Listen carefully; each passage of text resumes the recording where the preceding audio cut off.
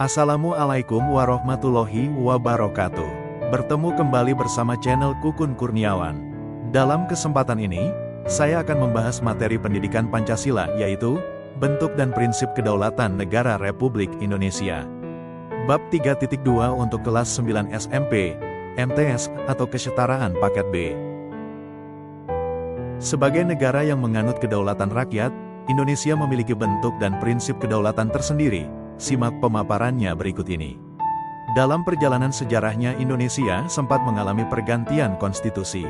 Negara Indonesia pernah menjadi negara Republik Indonesia Serikat antara tanggal 27 Desember hingga tanggal 17 Agustus tahun 1950.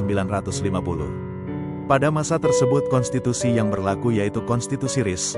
Sementara itu antara sampai tanggal 5 Juli tahun 1959, konstitusi yang berlaku di Indonesia adalah UUD 1950.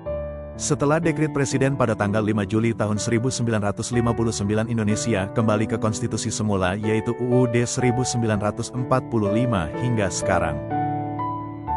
Kedaulatan menurut UUD 1945 sebelum perubahan.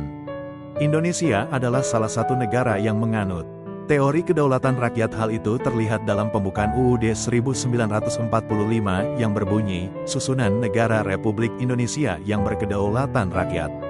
Selanjutnya dijelaskan pula dalam pasal 1 ayat 2, hasil dekret tanggal 5 Juli tahun 1959 atau sebelum perubahan yang berbunyi, kedaulatan adalah di tangan rakyat dan dilakukan sepenuhnya oleh Majelis Permusyawaratan Rakyat. Menurut pasal tersebut, maka MPR merupakan penjelmaan rakyat Indonesia sebagai salah satunya lembaga yang memegang kedaulatan rakyat sepenuhnya. Kedaulatan UUD 1945 setelah perubahan.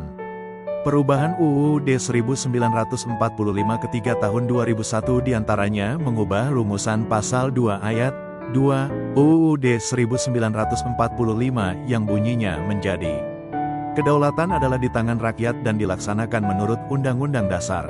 Perubahan rumusan pasal 2 ayat 2 UUD 1945 tersebut membawa konsekuensi dan implikasi yang signifikan terhadap fungsi dan kewenangan lembaga negara, terutama pada lembaga MPR sebagai pelaksana kedaulatan rakyat sepenuhnya.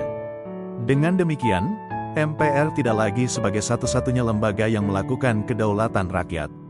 Kedaulatan tetap dipegang oleh rakyat, tetapi pelaksanaannya dilakukan oleh beberapa lembaga negara yang memperoleh amanat dari rakyat dalam menyelenggarakan pemerintahan negara. Bentuk dan kedaulatan negara Republik Indonesia. Bangsa Indonesia diketahui menganut kedaulatan rakyat. Dasar dari penjelasan tersebut dapat dilihat di dalam Pancasila sila keempat. Isinya adalah kerakyatan yang dipimpin oleh hikmat kebijaksanaan dalam permusyawaratan perwakilan. Menurut teori modern, bentuk negara saat ini dibedakan menjadi dua, yaitu negara kesatuan, unitaris, dan negara serikat, federalis.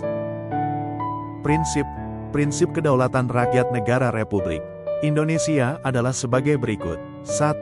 Negara Indonesia adalah negara kesatuan yang berbentuk republik. 2. Kedaulatan berada di tangan rakyat dan dilaksanakan menurut UUD. 3. Negara Indonesia adalah negara hukum. 4. Presiden tidak dapat membekukan atau membubarkan Dewan Perwakilan Rakyat, DPR. 5. Menteri diangkat dan diberhentikan oleh Presiden. 6. MPR hanya dapat memberhentikan Presiden dan atau Wakil Presiden dalam masa jabatannya menurut UUD. Terima kasih.